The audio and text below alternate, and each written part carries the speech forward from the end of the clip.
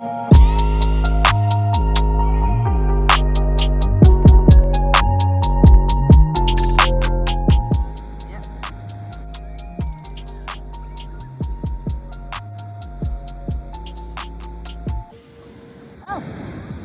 hey YouTube. Today I'm going to tell you about the things you should not say to a woman on a date, ever.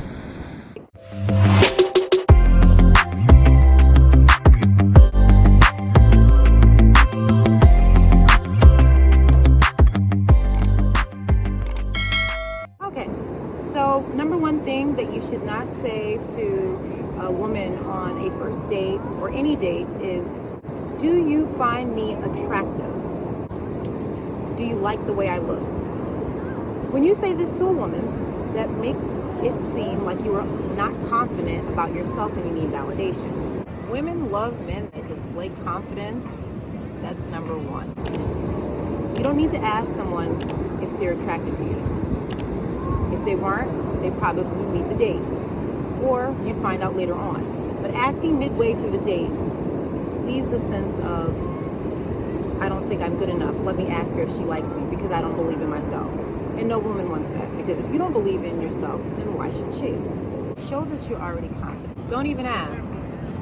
Show that you already have a high self-esteem. Even if you don't think that, if you believe it, they will too. The second thing you should not say to a woman on a date is, can you pay for that? Or, I thought you were going to pay. If you can't afford your own date, at least on the first time, then you don't need to be going out.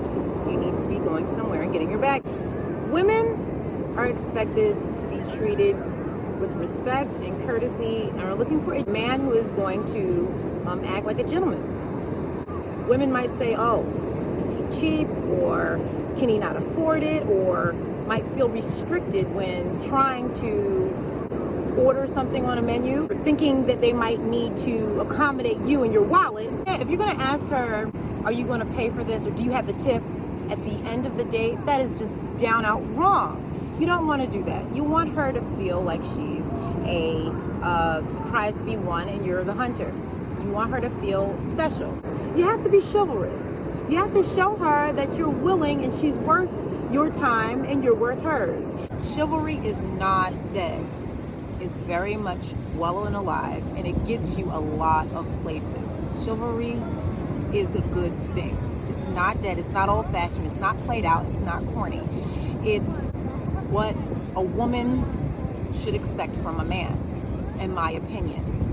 Now, if you think differently, that's perfectly fine. But I like to be treated like a lady, and most women do. The number 3 thing that you should not say on a date is talk about yourself, your work, or go on and on and on about yourself without even asking anything about her. No one wants to hear you talk about you. She didn't come there to hear all about you. She wants to know about you, but not hear about you and brag about what you do or how much money you have. If you're not sharing it with her that day, why the hell should she care? I mean, you shouldn't go on and on about yourself. Doesn't sound like you have much going on for yourself when you do this. It turns a woman off. It makes a woman feel like, wow, you're more interested in dating yourself than you are me. So why did you bring me here? You could have left me at home for this. And it's a waste of time. And you don't want to become a bore, because you can get boring real quick talking about yourself. The 4th thing that you should not say or do on a date is keep referencing your ex. If you mention her once, now some questions might need to be asked. Okay, twice, we can deal with that. But if you go 3, 4, 5, 6 times, you might as well just have your date call her on the phone and ask her to take her place, because you obviously have her on your mind. You're not over her, and you don't need to be dating someone new. No woman wants to hear about another woman on a date repeatedly. No one wants to hear about what she did, what y'all did together, what she used to do for you, similarities between your date and your ex. Truth of the matter is, you don't care. We won't care. So don't talk about your ex. It becomes boring, And it's a turnoff. No one wants to hear that. And the fifth thing that you should not say to your date is, do you want to come back to my place or can I spend the night? That is a turnoff. And any woman who has been asked that on the first date or especially on the first date, you need to run, but not to his house. You need to go home. You need to delete his number. You need to delete him out of your life because there's so many other things that he can find out about you. What's in between your legs is not one of them. A person who's asking, can I spend the night or can you come back to my place, is looking for more of a temporary situation or wants to hit it and quit it. You should not be interested in any Marvin Gaye action, let's get it on, or nothing on the first day. He should be wanting to know about you. That's not something that you really need to be asking someone because it's not something that you should be doing anyway on the first date if you're serious. Keep your privates private. Just because you may go out to dance does not mean he needs to see what's in your pants. Get my drift? I like that. Okay, so I guess you're probably wondering what to say on a first date. Talk about your goals in life, common interests, your views. What is the relationship with your family? He wants to know about your family relationship and you want to know about his. If you're trying to be serious with someone, you have to talk about some things that are serious. In the getting to know someone process, you want to know who's important to someone.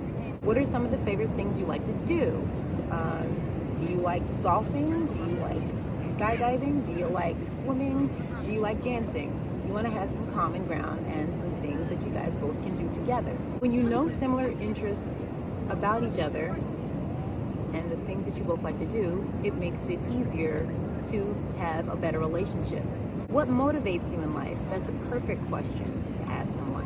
You want to know what inspires them, what their goals and desires are in life. Hopefully they match with yours. You want to be able to coexist with someone who has similar goals and desires as you do in life. I know it may sound crazy, but it's not far-fetched. You want to ask someone, have they been to jail? You just never know. Just because they might not look like a thug, they might not look a certain way, does not mean that they're not. You want to ask these things. You might find later down the line that you dated someone who was in jail for 20 years. You just never know, but you won't know that until you ask on the first date, and I think that's fine to ask on the first date. Nothing against people who did, but it's just something you should know. You don't want a guy who has been in and out of jail for domestic violence situations. It's best to ask, and hopefully he's man enough to admit his wrongs and the things that he has done to you.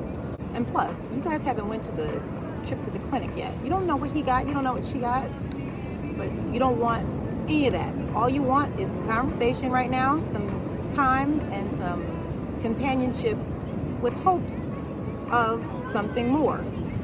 Everybody likes a man with confidence. Nobody says they want the person nobody wants the person whose body language suggests that they don't know if they're coming or going, so you won't either. Fellas, if you brag about how much money you have and all the money you make, your career, a woman's gonna, number one, think that you might want to use her for it. Number two, that you're boring, you don't have anything else going on for yourself but your work life. And you may not even have time for her, or even time to think about her since you're too busy thinking about yourself. Make sure your conversation is always pleasant. Make sure your conversation is always positive, especially when you're first dating someone. It's a time to be social, it's a time to be happy, it's a time to get to know someone, and you should take advantage of that. It's nothing worse than someone talking about something depressing on the first date. It's okay to mention something about what's going on in your life, but be careful of what you say. Or maybe at that time you shouldn't go out on a date just yet. Maybe you should wait a little bit until you heal or get whatever is off your mind, because you don't know how that person is going to respond to the information that you're giving them. And you don't know them well enough to be sharing it if you're on the first date, chances are. Positive, keep them light, fun, play 20 questions. 2 truths and a lie is a great dating game. You can play some of that. Get to know somebody very well with that game.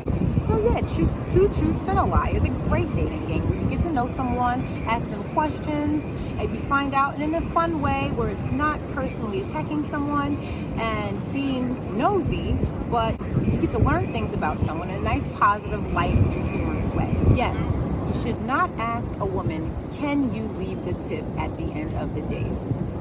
The only tip that she should leave is with you, and that's to tell you should have waited to invite her on a date where you can afford everything, since you're the one that offered.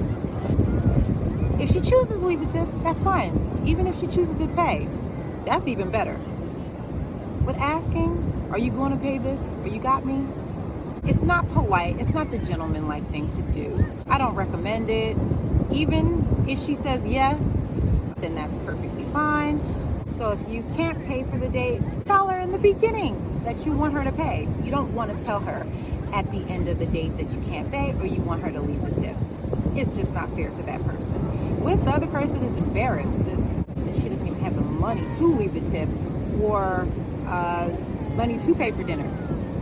At that point, your focus shouldn't be on dating. It should be on making sure that you're in a good financial situation and just have friendships until then. You don't want to blur the lines or cross any boundaries. It makes for an uncomfortable situation. Nobody wants, nobody needs. And I'm just trying to help you out. That's it for now, YouTube. I hope you enjoyed my video. Please like, subscribe, and comment, and be prepared for more videos on how to cut your pain with Miss Tiff Dance.